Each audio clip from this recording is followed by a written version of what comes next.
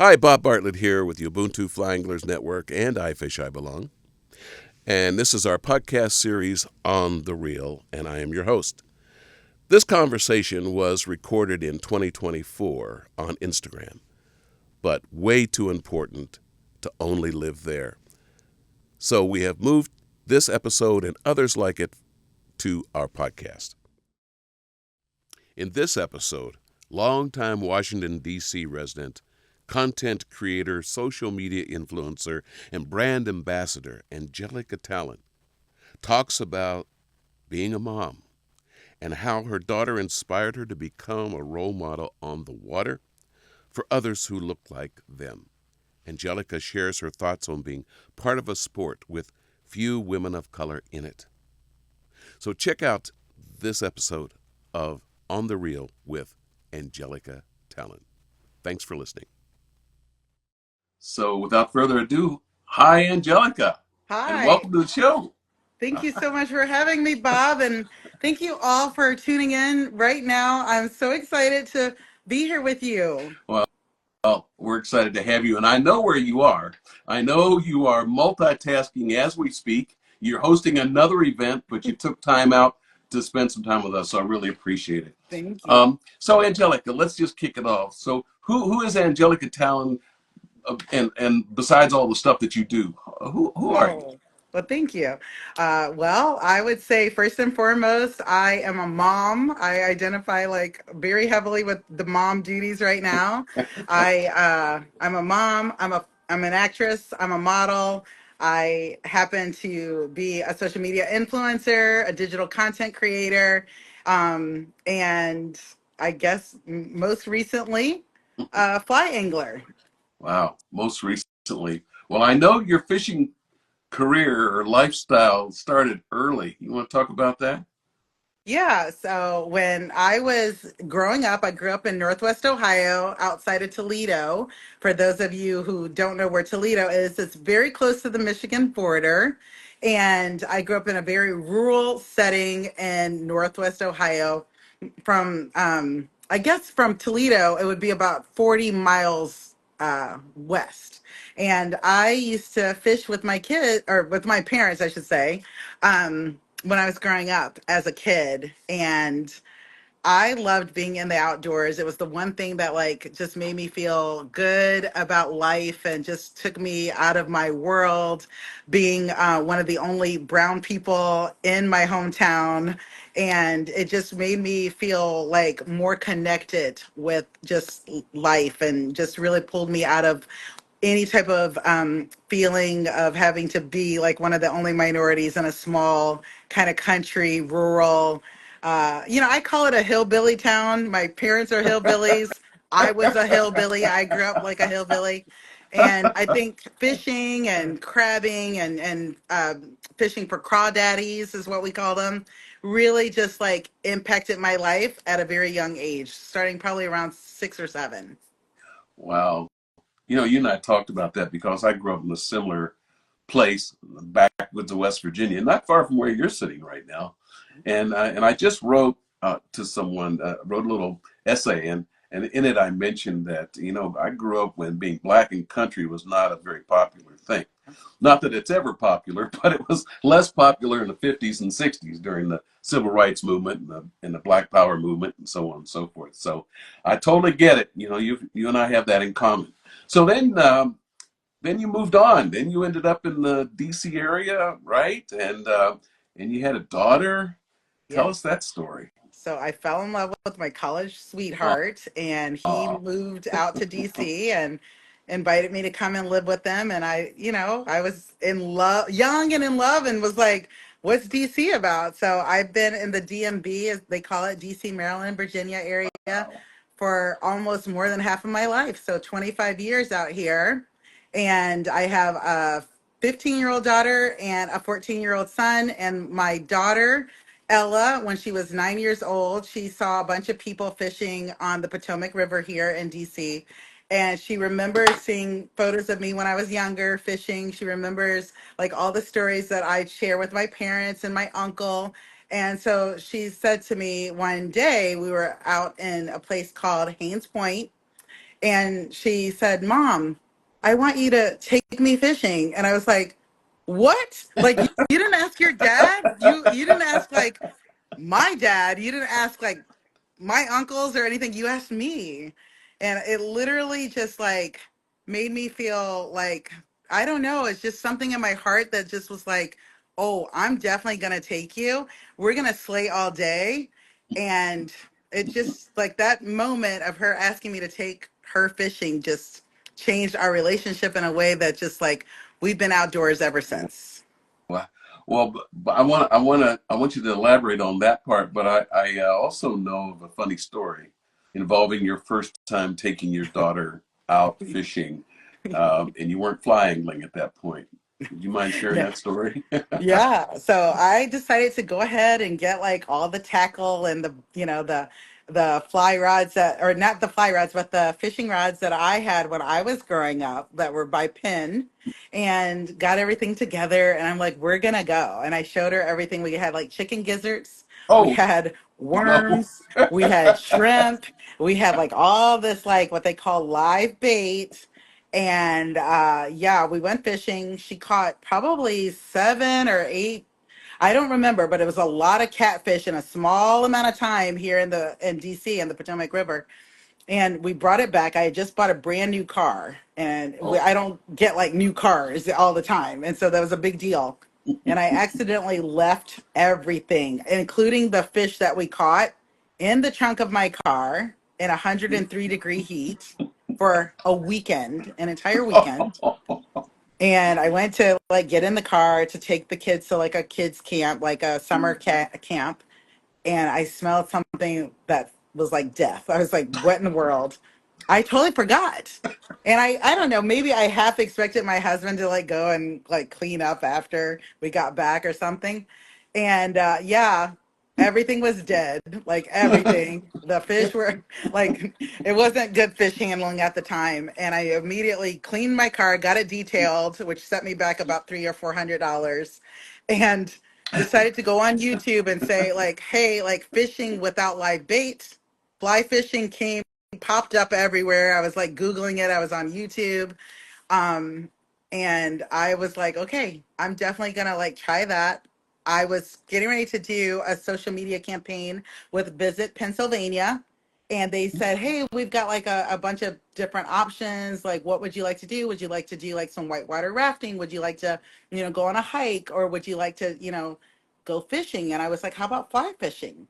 And so they said, yeah, we'll pay for you and your family to come out and cover Visit Pennsylvania. So I went to Yellow Breeches and I met with Jake. I forget his last name. I want to say Bill Cop. And he took us fishing for the fly fishing for the first time. And I caught my first like brook trout. That was the first thing I ever caught on a fly rod, first fish. And my daughter also caught a brook trout. And we have been fly fishing ever since. my goodness! I mean, the thought of the fish in the trunk, though. I ever since you told me that story, Yeah. I Yeah, like thought, I would never want that to happen ever again. I definitely was like, I'm never even like touching a worm. I don't want to put on like, I don't want to put any type of meat on like a hook ever. I don't want to take out the hook of a catfish. Like it's just no, it's not me. so so two things. Sounds like there were two things that motivated you to get into the flying. One is the smell of dead parts in the back of your car, Yeah. and Yeah. and the other, your daughter's just wanting to do it with you. I mean, Yeah. that's amazing, and the fact that you said yes is Yeah. even more heartwarming, right? So how often do our children ask us to do something? Yeah, we'll get to it. We'll get to it. We might do, yeah, we'll do that. And we don't, Yeah. right? So the fact that you said, yeah, and you took her, that's awesome. That's awesome. But Yeah. then you transitioned to flying, and like I said, you went on this trip, and then that has led to what? Now, where have you been Yeah, since so fly the first fishing outing? changed my life. It's insane. Like how just following your dreams, following your passion, following your heart, following something that you've done as a child and just kind of, it basically just, I put it in the back burner. And it just, fly fishing reignited a passion that I had for fishing in general when I was younger. And just to be able to do that with my daughter, and now my son does it too. And now my husband does it, and it's kind of a family thing. It really has changed my life because I wrote an article following our journey to Pennsylvania fishing, and just feeling that oneness with nature, and just being able to just, I don't know, like it was a meditative thing about like just it was a meditative experience. It was just something that was just heartfelt and just joyous, and something that I've never felt before ever. I think the closest thing that I've ever felt to the feeling that I get when I'm fly fishing is falling in love. And yeah, so I wrote an article, and I sent it to Jen Ripple from Dun Magazine, who, if for everyone who's tuned in, Jen's Dun Magazine was the number one fishing magazine for women, fly fishing magazine for women. And that article was published. And then Jen connected me with Heather Hodson from United Women on the Fly, and within like I would say like less than 6 months, my life was just changed. It went from like writing a published article in Dun Magazine to connecting with Heather from United Women on the Fly, joining the leadership team on United Women on the Fly. Then from there, becoming a brand ambassador for Take Me Fishing. From there, becoming a brand ambassador for Reddington Gear, which is like one of the top fishing lines in the United States. So, yeah. Yeah. And now, or since then, you've been a role model for others in the industry. How is that going? How is your connecting to others going in that regard, being a role model? Well, that to me is like, I'm still pinching myself that anyone would ever look at me and think that I was a role model. Like, that's just like, Well, what? you are. What? Whether you like the label or not, you Yeah. have become one, and I know that from other people who know you, and I know people who have associated with you at various events, and um, so you okay with that role, or Well, it almost brings tears to my eyes because it's hard for me to like accept that, but I do appreciate anyone and everyone who like looks at me and just sees someone that they can like, that they can get inspired by, and that they can feel like they see themselves represented in a sport that has been traditionally not seeing women of color Mhm. or people of color in general and fly fishing. So I take that responsibility.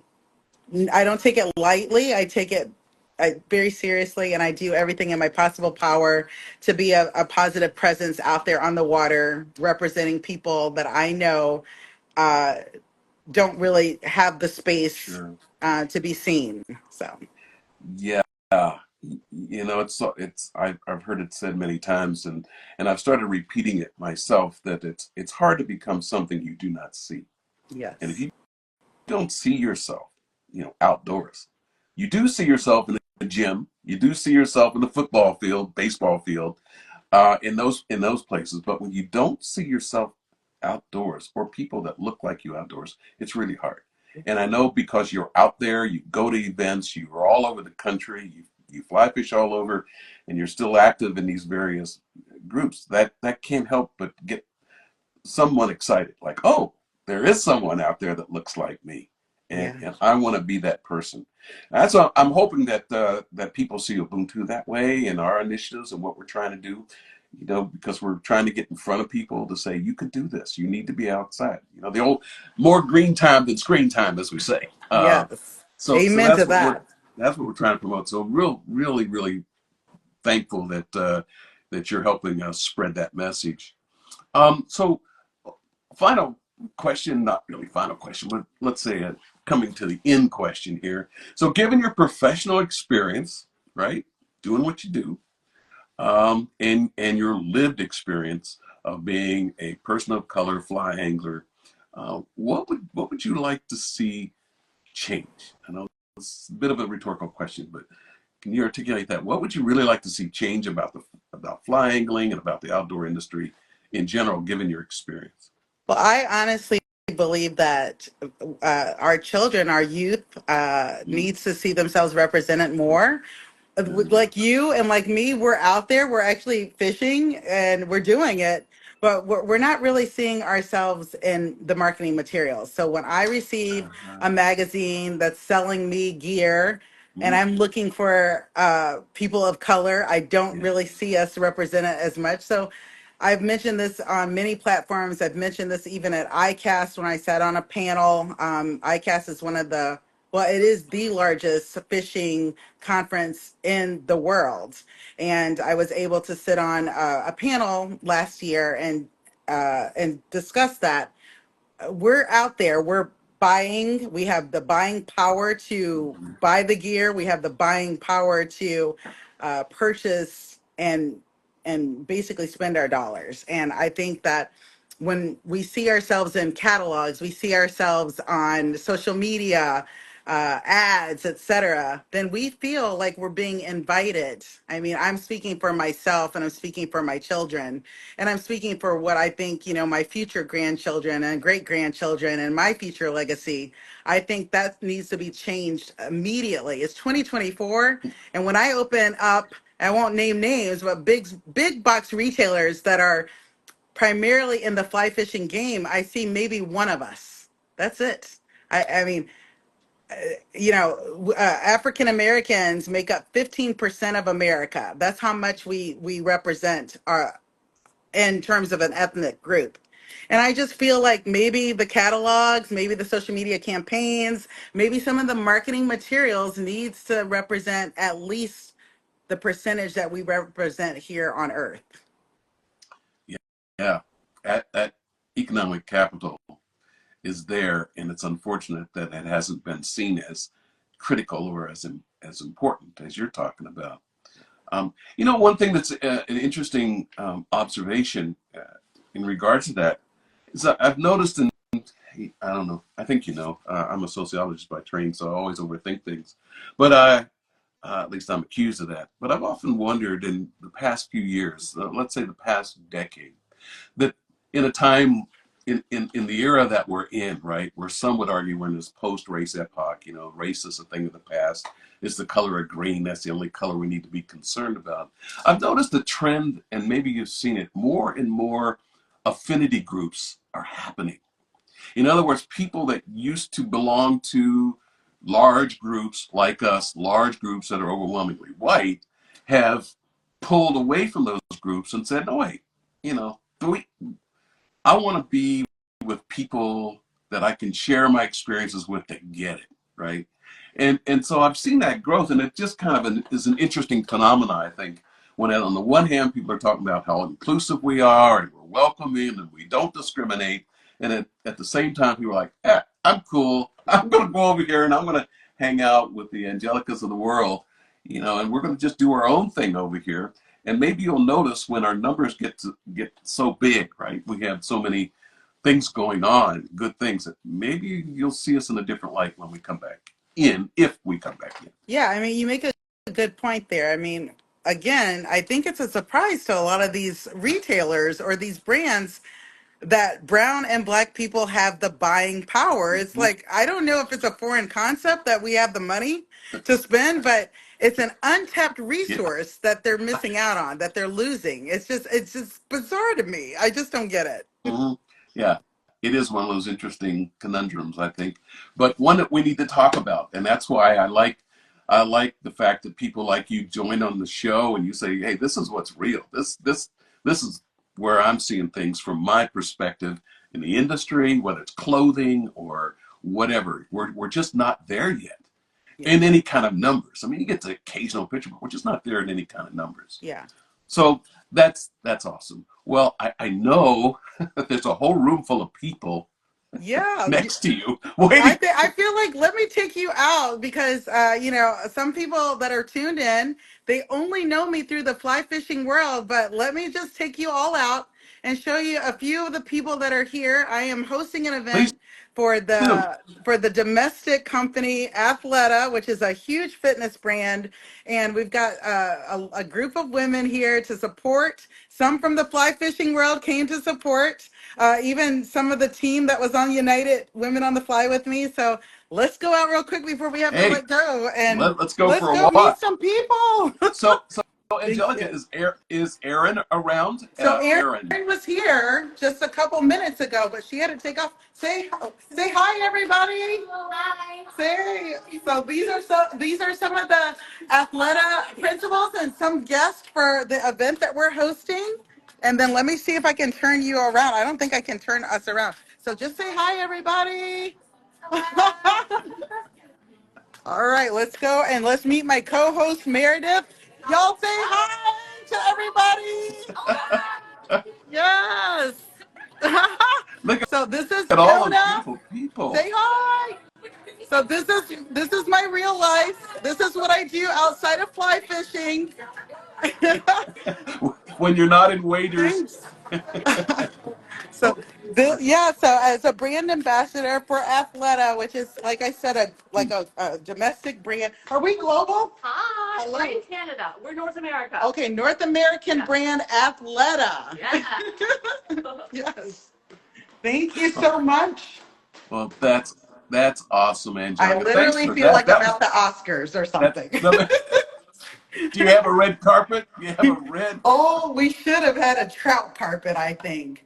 But I just want to thank you so much, Bob, for offering this beautiful platform to connect with others. I want to thank your audience for tuning in tonight.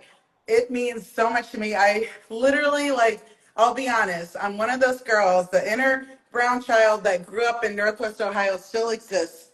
There are times where I think, is anyone going to come to my party if I have one? Is anyone going to come to this IGTV live if I get on? So I just want to thank every single one of you for being Well, here tonight. uh, my pleasure to have you, to get to know you. We're going to have a lot of fun in the future, I'm sure. And I tell you what, when you come out to fish with us, I'll roll out a little red carpet down to the river, so you can walk the We'll red have a carpet. trout carpet. I That's like it. right, A a little trout fish carpet. carpet.